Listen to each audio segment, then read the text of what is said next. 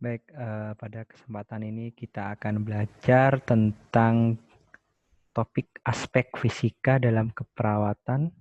Yang kedua ya, yang kita bahas adalah biooptik dan bioakustik ya di sini ya.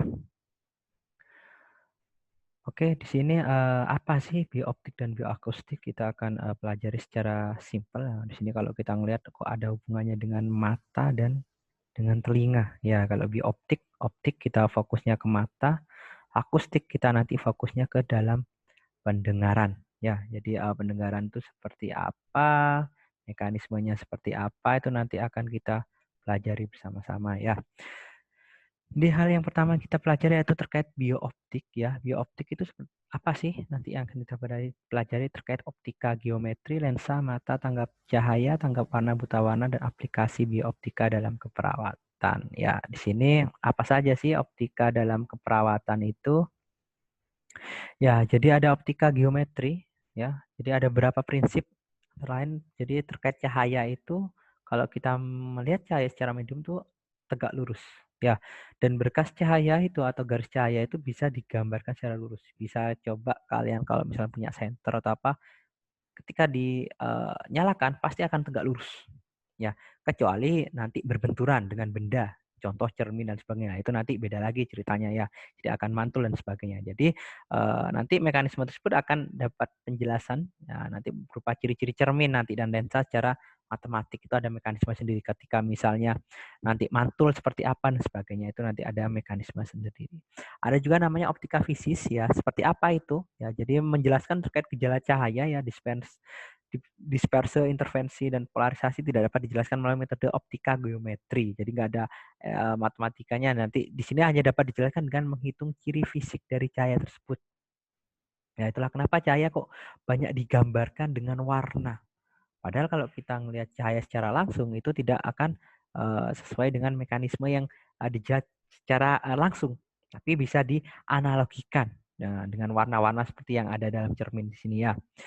Jadi ini kita belajar sejarah sedikit ya terkait optika fisis di sini ya. Ada Isaac Newton ya terkait teori korpuskuler ya. Cahaya dikatakan sebagai aliran dari butir-butir kecil ya. Ada Max Planck ya teori kuantum yang sering mungkin terdengar ya kalau bagi yang suka ngelihat ini Marvel ya terkait kuantum ya. Di sini terkait ini ya cahaya terdiri kuanta atau foton-foton ya. Jadi benda yang akan panas bila terkena sinar ya bisa dibuktikan. Coba kalian terus-menerus di bawah sinar lampu saja, tapi lama kelamaan akan ikut hangat di sini ya. Ada Thomas Young dan August Fresnel ya. Jadi cahaya dapat melenturkan atau berinterferensi ya. Ada Huygens ya, cahaya sebagai gelombang yang dapat menjalar ke semua jurusan. Ya, ada James Clerk Maxwell ya. Jadi cepat rambat cahaya kurang lebih 3 kali 10 meter per second ya. Jadi sekitar 30 meter per 1 detik sehingga kesimpulannya bahwa cahaya ini termasuk gelombang elektromagnetik dan cepat gitu ya.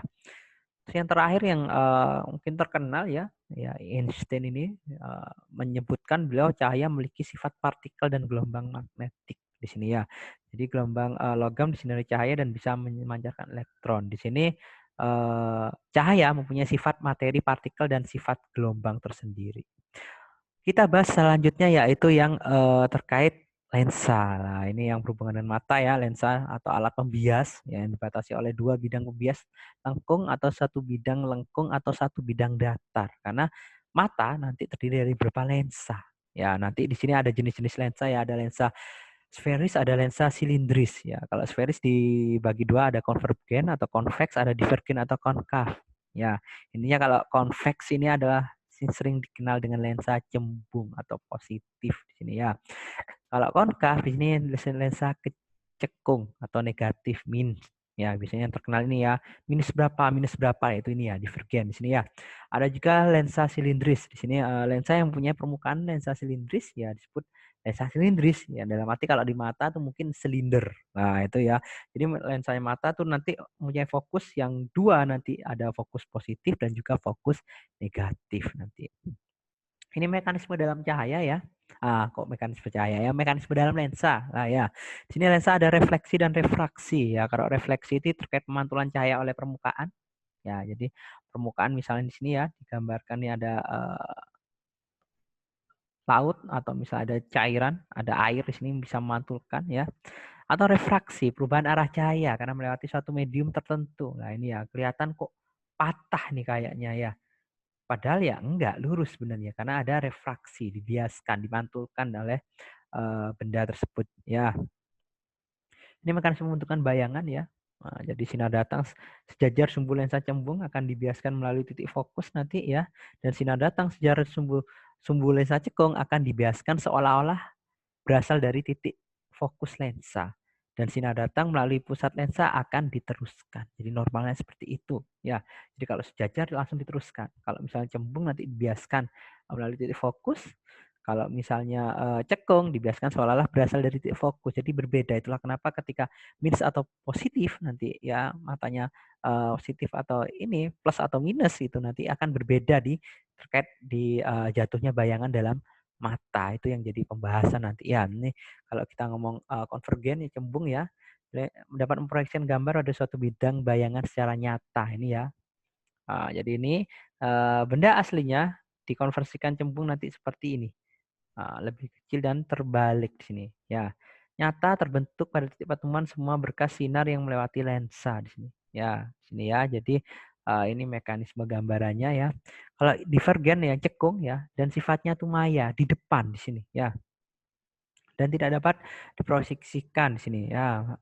Bayangan maya terbentuk pada titik pertemuan semua berkas sinar yang melewati suatu bagian benda seolah-olah berasal dari titik fokus.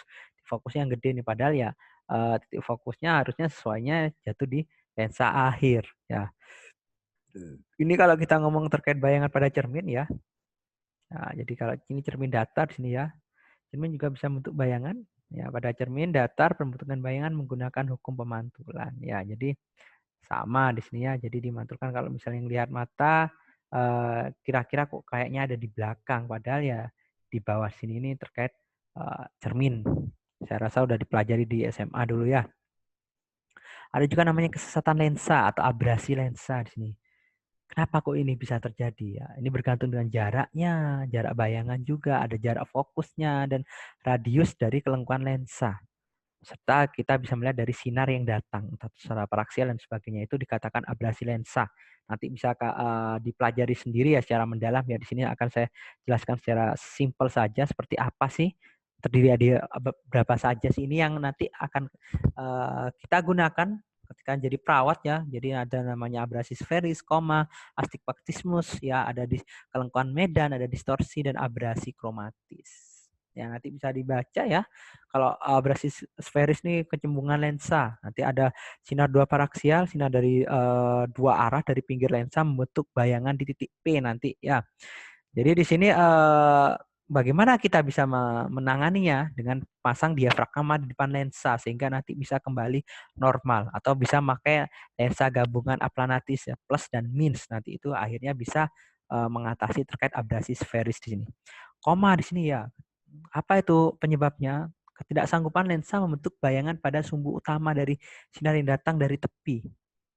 Jadi terbentuk bayangan seperti komet, akhirnya seperti buram ya. Jadi akhirnya ada namanya blind spot nanti ketika nggak kelihatan ya. Jadi nanti bisa pakai lensa namanya aplanatis untuk memperbaiki terkait penyebab ini. Nanti apa itu nanti bisa kalian baca banyak sekali di online bisa kalian pahami sendiri ya. Karena ini secara simpel saja saya jelaskan itu ya seperti kabur nanti bayangannya ya. Ada lagi astigmatismus ya. Penyebab ini ada benda membentuk sudut besar dengan sumbu ya dan bayangannya yang terbentuk tuh ada dua, primer dan sekunder. Sehingga nih kok kelihatan ada bayang-bayang dua di sini ya. Jika sudut dibentuknya kecil-kecil koma, ya rabunnya banyak gitu ya. Kalau ini kan besar hanya dua, ada primer, ada yang besar, ada yang lebih kecil, yaitu sekunder. Di sini namanya astigmatismus ya. Sehingga bayangannya hanya ada beberapa di sini. Nah, itu ya. Jadi bisa dibedakan ya antara astigmatismus dan koma. Kalau koma itu banyak, sudut kecil-kecil-kecil. Kalau astigmatismus tuh besar, ada primer dan sekunder nanti. Ya. Ada juga yang namanya kelengkuan medan ya. Jadi di sini bayangan dibentuk oleh lensa pada layar letaknya tidak dalam suatu bidang datar melainkan pada bidang lengkung, bolak-balik lengkung di sini ya. Jadi sehingga kelengkuan medan ketika bayangannya itu lurus nanti melewati lensa itu akan kelihatan seperti melengkung. Nah, itu namanya kelengkapan. Ada lagi distorsi, sehingga ini terjadi namanya bayangan palsu. Jadi seperti distorsi ini efek kamera nih yang sering untuk ini ya yang jadi ini. Jadi ada efek wide, ada yang melebar dan sebagainya, itu namanya efek distorsi. Apakah mata bisa? Mungkin saja bisa terjadi distorsi ini. Akhirnya seperti melebar dan sebagainya.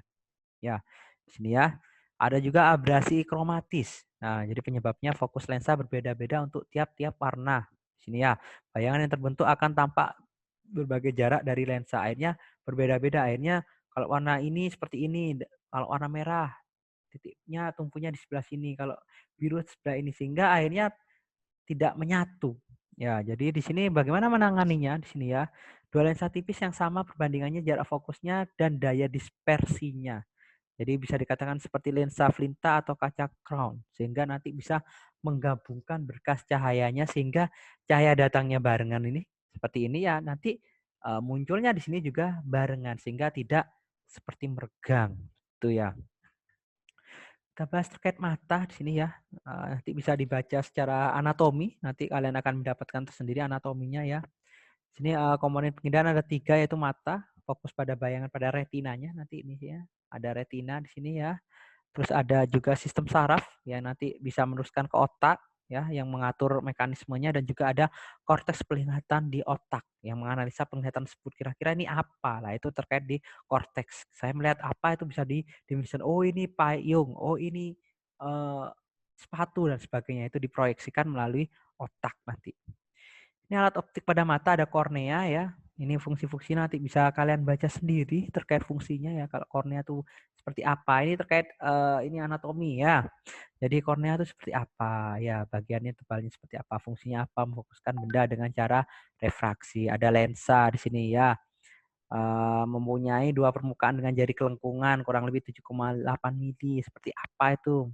Fungsinya untuk memfokuskan objek pada berbagai jarak. Ya, ada retina, ada bagian rootnya batang melihat pada malam hari, ada bagian korneas kerucut melihat pada siang hari. Itulah kenapa kok retinanya itu bisa berfungsi baik siang ataupun malam. Ya, bisa nanti dari retina ini bisa dilanjutkan ke saraf optikus.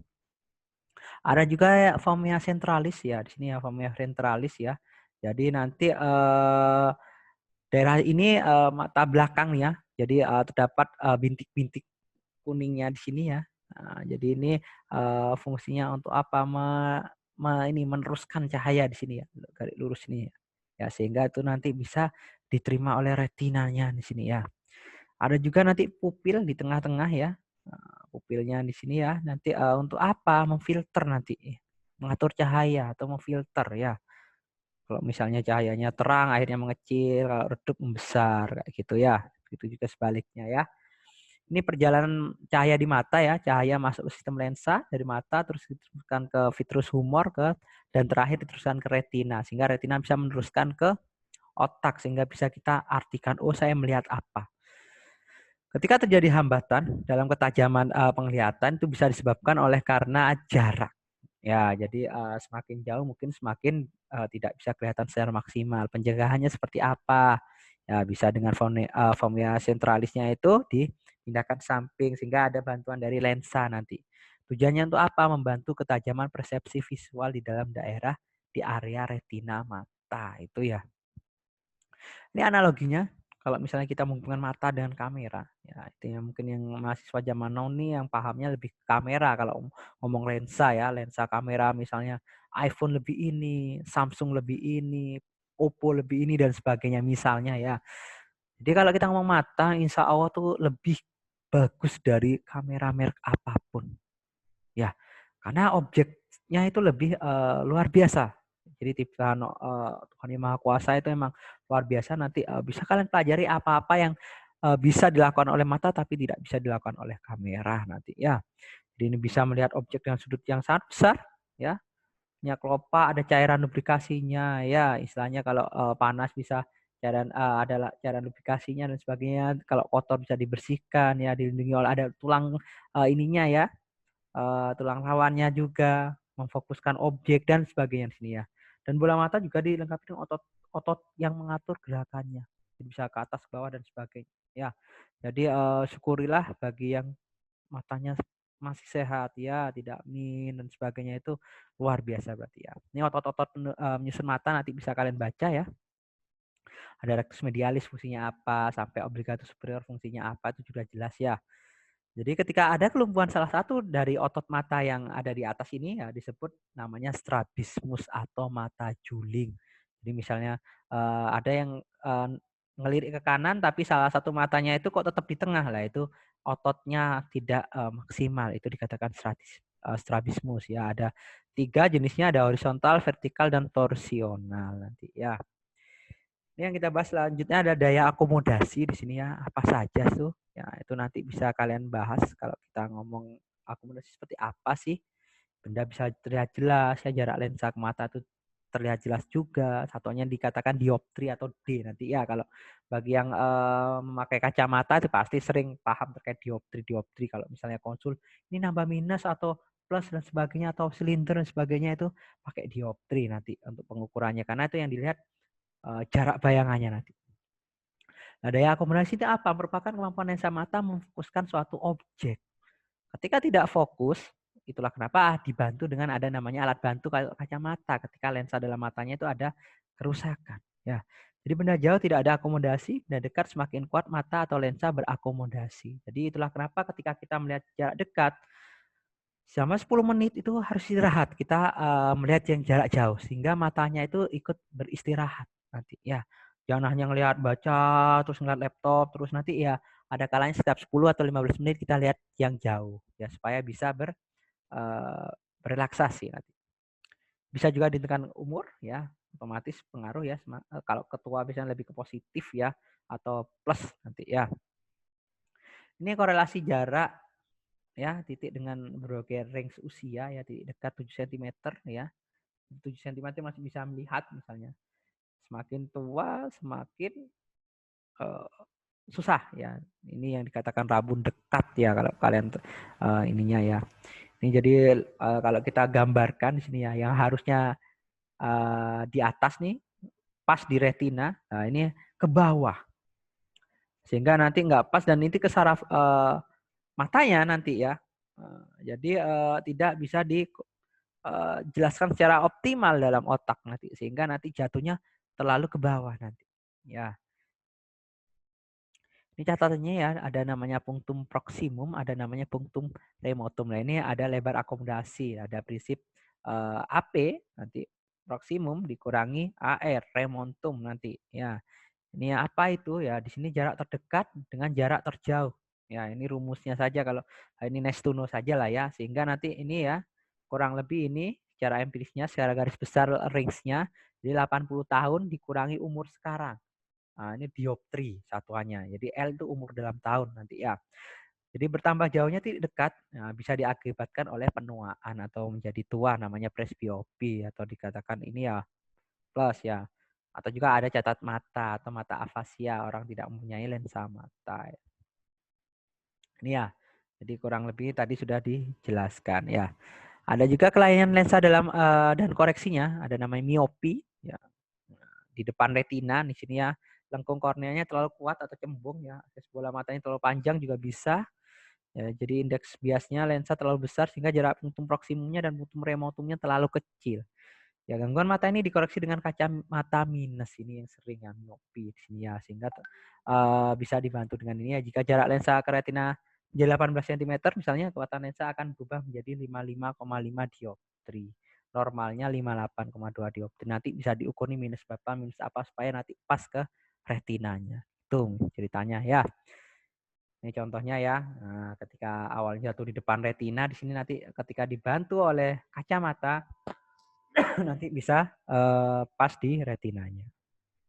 Ada hipermetropi sini ya, yang sering dikatakan oleh ini ya plus ya. Ini malah jatuhnya di belakang retina di sini ya, sehingga di sini juga perlu dapat bantuan di sini ya. Nah, itulah kenapa jarang terjadi pada remaja kecuali memang ada masalah di matanya nanti. Ada juga koreksi hipermetropi ya. Nah, ini namanya lensa positif tapi jauh di belakang nanti di sini ya. Ya, jadi jauh sekali di belakang, jadi sehingga perlu benar-benar dibantu kacamata plus di sini. Ya, ini ada juga presbiopia, di sini hilangnya kemampuan akomodasi mata, masalah melihat dekat, biasanya terjadi karena usia. Ya, dia menggunakan lensa positif atau plus di sini ya. Ini tadi astigmatismus ya. Ini penyebabnya adalah kornea atau lensa kristalismenya memanjang ke suatu sisi sehingga tidak simetris ya, sehingga ukurannya tidak optimal ya. Jadi itu bisa dibantu nanti ya. Jadi dengan apa bantunya? Dengan lensa silindris atau silinder ya, dia. Jadi pantulannya tuh terlalu banyak sehingga banyak bayangan sehingga dibantu dengan lensa silinder. Ada visual gelap terang ya, jadi kenapa kalau di tempat terang lama terus mendadak pindah ke tempat gelap kok kelihatan penglihatannya langsung kabur ya, karena itu namanya adaptasi ya, itu yang dipengaruhi oleh retina. Retina apa, dalam mata tuh ada ininya ya, retina yang di tengah-tengah hitam-hitamnya itu ya, sehingga tuh ada berefleksi ya, sehingga itu kalau cerah nanti mengecil pupilnya ya, kalau misalnya gelap membesar. Itu ada adaptasinya, ini mekanisme adaptasinya nanti bisa kalian baca ya, waktu lama seperti apa, mekanisme seperti apa. Nah, itulah kenapa kok bisa meningkatkan vitamin A di sini ya, itu nanti bisa dibaca nanti ya. Ada juga tangkap warna, salah satu kemampuan mata, mekanismenya juga ini belum terlalu jelas, sehingga nanti teori tangkap warna nanti ini hubungannya dengan buta warna nanti ya. Jadi ini masih jarang, ini ada tiga tipe ya, tipe kon Lomanov ini, ada kon biru, merah, hijau ya. Jadi sehingga warnanya kok cenderung ke biru semua, atau ke hijau semua, atau ke merah semua nanti. Ada itu, ada tapi jarang karena mekanisme masih belum jelas. Seperti apa lah ini ya, kon biru mampu menerima gelombang dengan frekuensi ini, sehingga dapat mendeteksi hanya warna seperti biru, ungu, dan hijau, sedikit seringnya biru. Ya, itulah kenapa dikatakan kon biru. Ada yang kon hijau. Ya, hijau di sini ya, masih di atasnya kon biru ya, terkait gelombangnya. Ada juga kon merah, deteksi seluruh gelombang cahaya, namun respon terhadap cahaya orange kemerahan sangat kuat daripada warna lain, sehingga semuanya kok kelihatan kayak kemerah-merahan. Nah, ketiga warna pokok disebut trikromatik. Nah, jadi sulit dimengerti ya bagaimana kon dapat mendeteksi warna menengah dari tiga warna pokok sehingga ada campuran. Ya, ini teori dikromatisnya ya. Kon hijau, kon merah nanti seperti apa terangsang bersamaan, tapi kon hijaunya itu berproduksi secara maksimal sehingga dikatakan kuning kehijauan nanti, atau kon hijau dan kon biru terangsang bersamaan misalnya, tapi intensitas terangsangannya terhadap kon hijau lebih besar terhadap kon biru sehingga hijau kebiruan. Nah itu akhirnya penerimanya seperti itu ya. Nah ini yang tadi sempat saya singgung, buta warna, jadi tidak ada mampu merespon warna ya. Sel kunnya tuh ada pelemahan atau kerusakan ya, ada trikomasi ya, penyebab perubahan sensitivitas warna ya, sering dialami oleh orang-orang yang dengan tipe ini ya. Protanomali lebih ke merah, deltamali lebih ke hijau, dan trinomali lebih ke biru. Ini sesuai dengan jenis kon yang tadi kita bahas. Ada juga klasifikasi buta warna yang dikromasi, satu sel konnya rusak ya. Ada protanopia, ada deuteranopia, ada trinopia. Akhirnya tidak bisa menangkap warna secara optimal. Ada juga monokromasi ya, sering dianggap sebagai buta warna oleh orang umum ya, karena retina matanya mengalami kerusakan total dalam respon warna. Hanya warna hitam dan putih yang mampu diterima retina ya. Padahal fakta dari buta warna tersebut ya, cacat mata akibat kelainan genetik ya dari ayah atau ibu ya, dibawa oleh kromosom X ya, tidak bisa diobati karena bukan penyakit ya. Buta warna itulah kenapa kalau di perawatan insya Allah kalian sudah lolos tes ini ya, karena untuk membedakan warna itu sangat urgent ya. Laki-laki lebih besar daripada wanita ya, ini kejadian tingkat buta warnanya ya. 99% seorang buta warna tidak mampu membedakan antara warna hijau dan merah. Ya, tes adanya isyarat ya, nanti ada yang titik-titik ada warnanya di tengahnya itu ya. Mungkin kalian sudah pernah melakukan tes itu ya. Jadi anggapannya salah kalau buta warna hanya mampu melihat warna hitam dan putih, itu salah ya. Oke, topik kedua, bioakustik ini akan sangat saya jelaskan secara simpel saja. Saya sebenarnya bisa kalian baca sendiri terkait pendengaran, ya. Itu sudah sering dibahas ketika di ilmu fisika dulu ya. Nah, ini membahas segala macam dengan hubungannya dengan bunyi.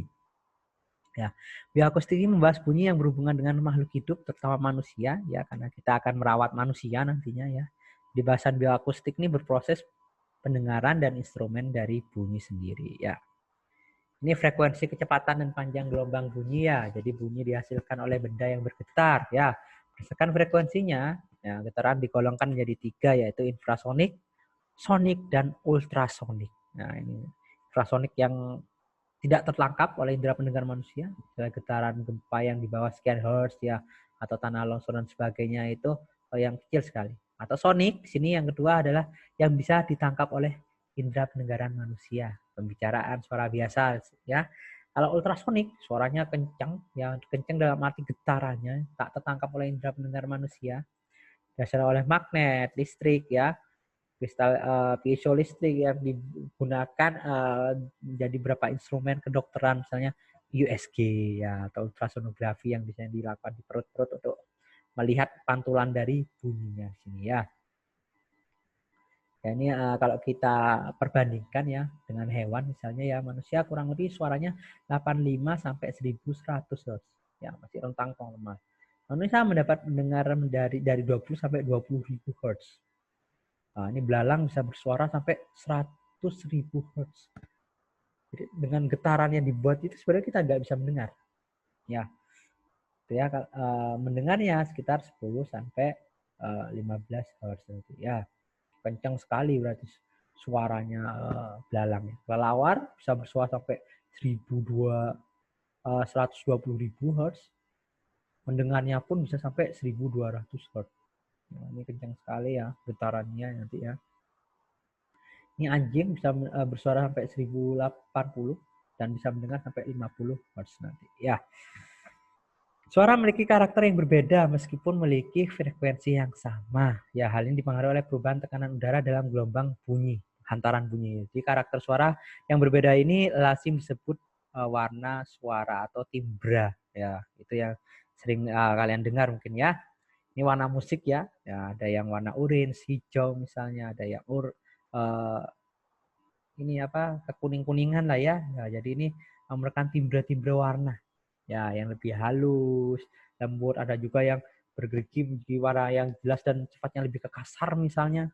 Nah, misalnya suara-suara rock dan sebagainya lah, itu nanti bisa digambarkan dengan warna biasanya. Kecepatan bunyi di udara kurang lebih 340 meter per second, ya.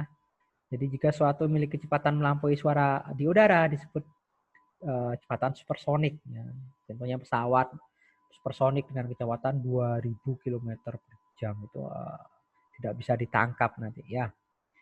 Ini kita bahas efek Doppler, ya, untuk tes nanti di telinga, garpu tala dan sebagainya, nanti saya rasa udah pernah melakukan, ya. Ini ketika kalian melakukan pengkajian fisik nanti. Nah, ini akan digunakan nanti ketika PMFIS, ya, pemeriksaan fisik nanti, ya. Ini ada telinga dan proses pendengaran, ya. Jadi organ yang berperan menerima getaran suara, ada getaran tergolong dari sebagai energi mekanik, dan energi mekanik ini diterima dan diolah di dalam telinga, lalu diubah menjadi energi listrik setelah diterima oleh reseptor saraf sensorik di organon korti telinga dalam, bagian dalam, ya. Nah, ini, ya, jadi kalau kita ngelihat di ini, ya, anatomi, ya, ada telinga sampai bagian dalam di sini, ya. Nah, itu nanti bisa kalian baca dan kalian silahkan browsing apa saja sih bagian-bagian dari telinga ini dan fungsinya seperti apa. Itu nanti akan dibahas ketika di anatomi dan fisiologi, ya. Ini proses pengolahan suara di telinga, ya.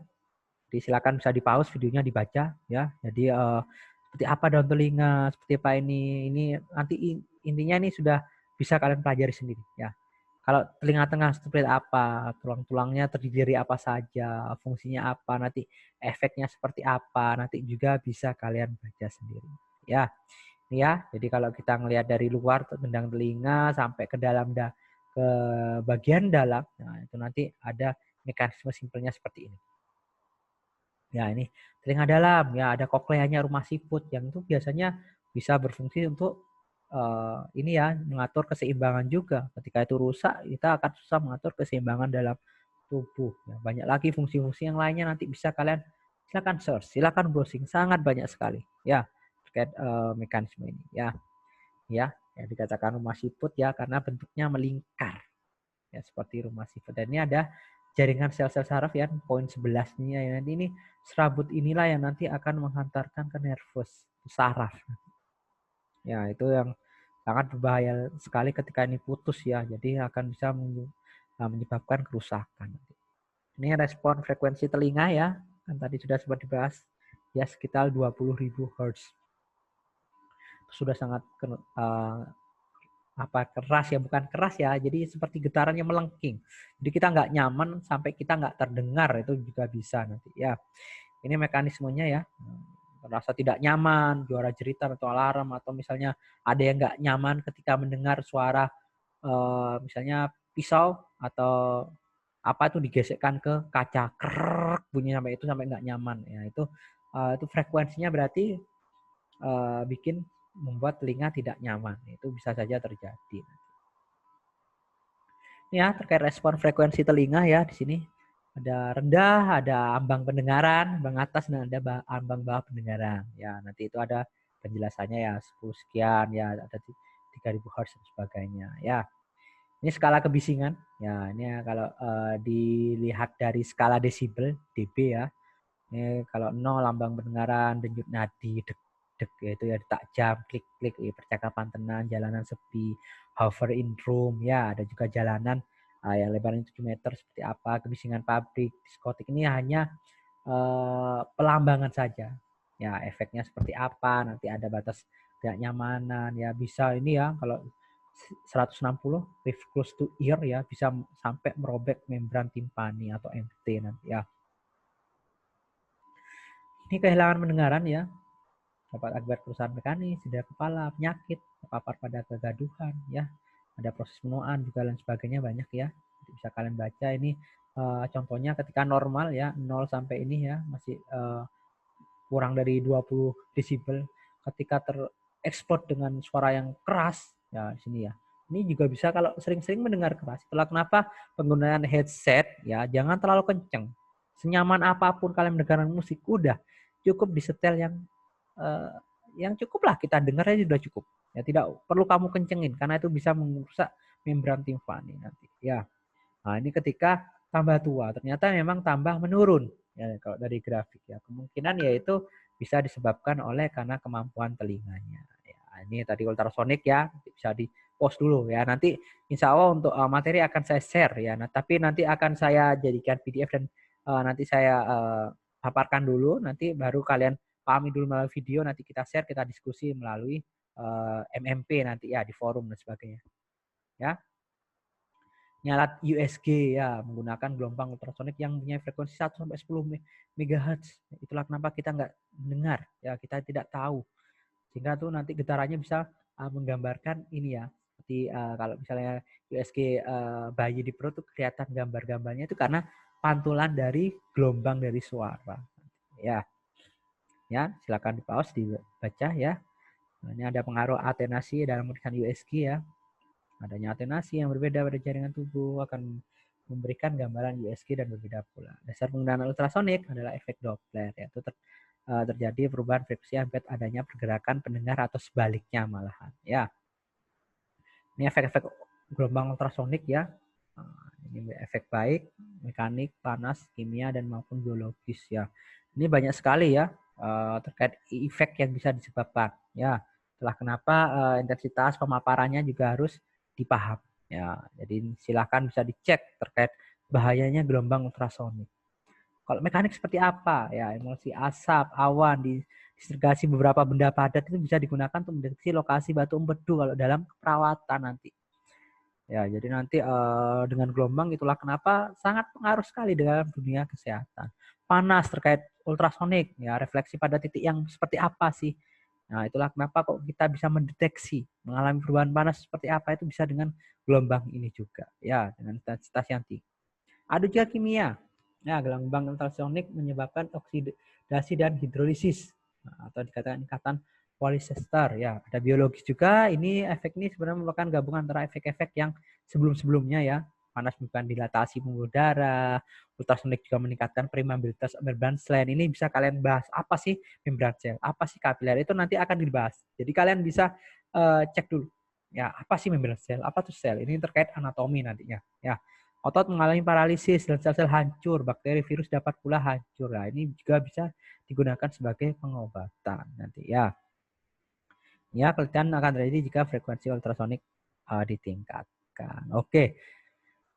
Saya rasa itu saja penjelas singkat ya, karena di sini kalau terlalu lama juga nanti takutnya juga malah bingung. Nanti silahkan kalian baca secara maksimal sendiri ya. Nanti kalau ada yang bingung kita bahas di forum ya terkait biooptik dan bioakustik. Saya akhiri dulu terkait ini ya ini ya materi ini ya, nanti kita bisa lanjutkan di lain waktu. Terima kasih atas perhatiannya, semoga bermanfaat ya. Assalamualaikum warahmatullahi wabarakatuh.